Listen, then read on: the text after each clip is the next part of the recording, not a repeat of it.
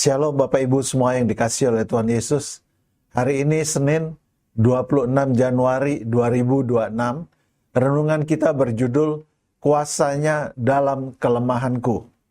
Firman Tuhan kami ambil dari 2 Korintus 12 ayat yang ke-9.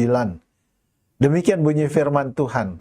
Tetapi jawab Tuhan kepadaku, cukuplah kasih karuniaku bagimu, sebab justru dalam kelemahanlah kuasaku menjadi sempurna. Sebab itu terlebih suka aku bermegah atas kelemahanku, supaya kuasa Kristus turun menaungi aku. Gladys Aylward adalah seorang perempuan biasa dari Inggris dengan latar belakang sederhana.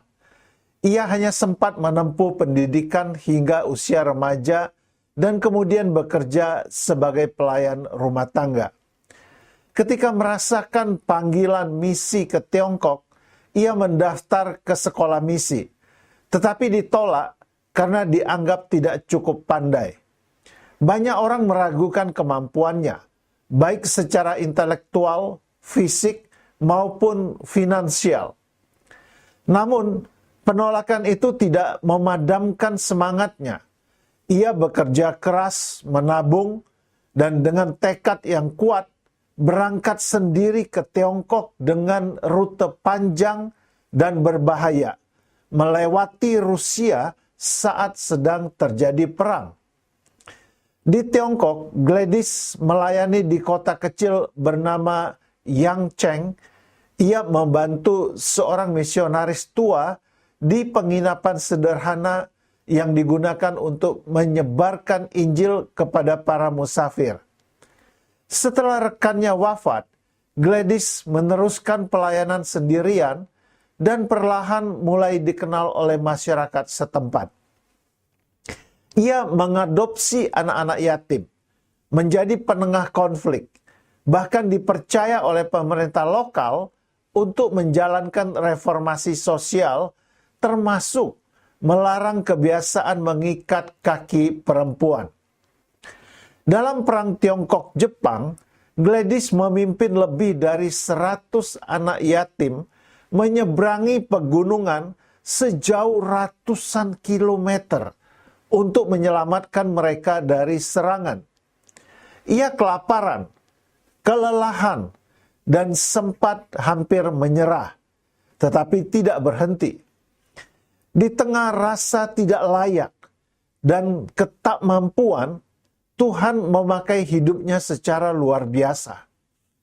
Salah satu kutipannya yang terkenal berbunyi, "Saya bukan pilihan pertama Tuhan.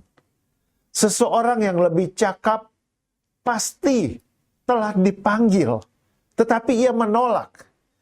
Dan mungkin orang kedua juga menolak. Saya datang karena saya tidak berani berkata tidak." Rasul Paulus menulis dalam 2 Korintus 2 ayat 9. "Cukuplah kasih karuniaku bagimu, sebab justru dalam kelemahanlah kuasaku menjadi sempurna." Ayat ini lahir dari pengalaman pribadi Paulus saat ia memohon kepada Tuhan agar melepaskannya dari duri dalam daging, sebuah penderitaan yang tidak dijelaskan secara spesifik, namun cukup menyakitkan. Tuhan tidak mengangkat penderitaan itu, melainkan memberikan jawaban yang lebih dalam. Kasih karunia-Nya cukup, dan dalam kelemahan kuasanya bekerja sempurna.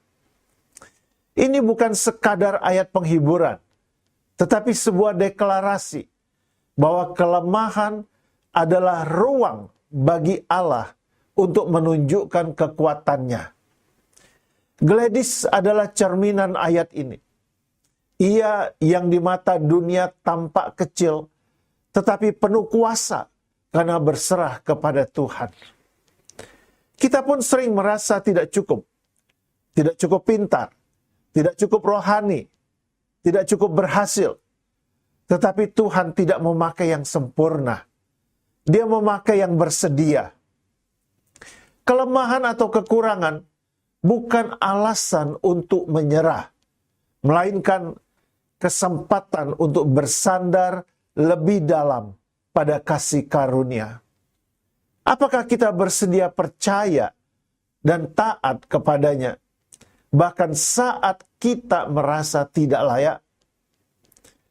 Kata-kata bijak hari ini, Tuhan tidak mencari orang yang paling mampu, tetapi orang yang paling mau.